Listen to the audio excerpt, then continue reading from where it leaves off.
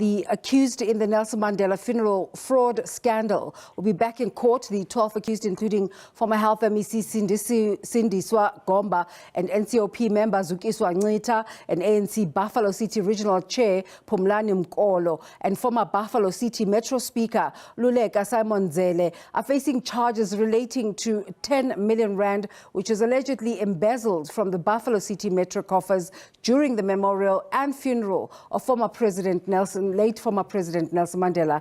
Mkolo has unsuccessfully applied for the judge to recuse herself and for separation of trial. He's now petitioning the SCA after the High Court shot down his application. Other accused have complained about the delays and its effect on their lives and livelihood. Abongile Yankees is following this story. Abongile, you're already inside court. What can we expect today in this court process that just for one reason or another just keeps getting delayed?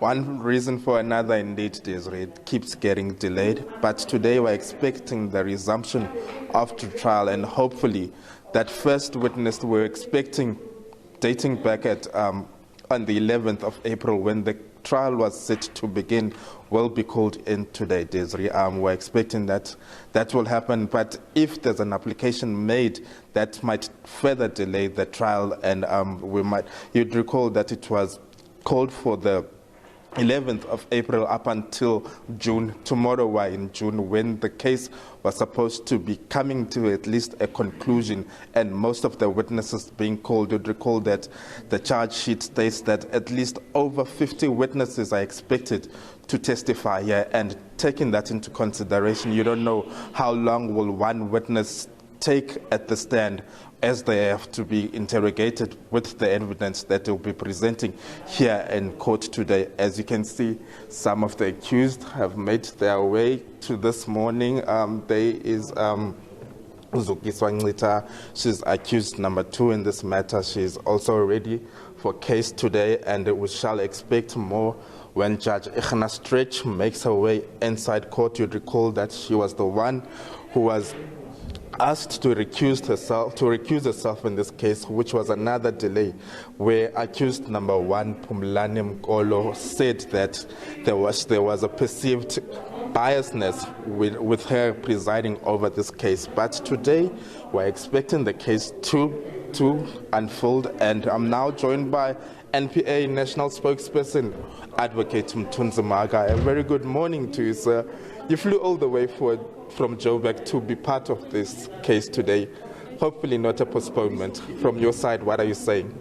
Importantly is the fact that we are relieved that finally the trial will resume, with the hope that there will be no further delays, because it is not in the interest of any of the parties for the matter to be further delayed, because it's been a long time that the matter has been on the roll, and it's important that we finally resume and proceed with the matter.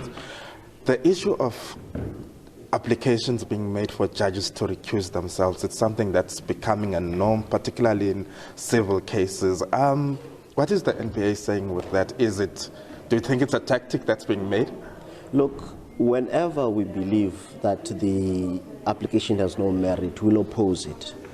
And obviously it's up to the judge to rule whether there's merit to that application or not. And in this instance, he ruled that there's no merit, and even the Supreme Court of Appeal dismissed the application. With the time that's being lost here, as I said, that over 50 witnesses are expected to be called. So will you be filing extra time, for more time for the case to be heard? Because now, since we're in court, it has to be concluded, or else it will date back to 2014 where it was withdrawn. Well, it depends on the availability of all parties, and including the presiding judicial officer. So that's a matter that will be discussed between the parties and agree on when the matter can be postponed in the event that there's not enough time allocated to it. Okay. Lastly, and going forward with this case, I understand that you'll be calling former Premier Umamnokolo Kivit. If you have the chance to call the witness, is she around the area now? Will she be making to the stand if we're able to call your first witness today? This is a prosecutorial strategy to deal with issues of witnesses and evidence. It's not a matter that we ventilate through the media. We allow the evidence to speak for itself. We allow those witnesses to be called as and when they are available. But our witnesses are available to proceed when the matter proceeds today if there is no interruption whatsoever. I thank you so much for your time, sir. We shall engage on this as the matter unfolds. Thank you. Well, Desiree, that was NPA spokesperson Mthunzi Mahaga telling us about that they are ready for prosecution, and hopefully that the first witness will be called today unless another application will be made, and that's out of the hands of the NPA for applications to be made. Desiree, we shall bring you more. Abongile, thank you so much for that update. And of course, we're watching with bated breath to see if indeed the trial does begin in earnest.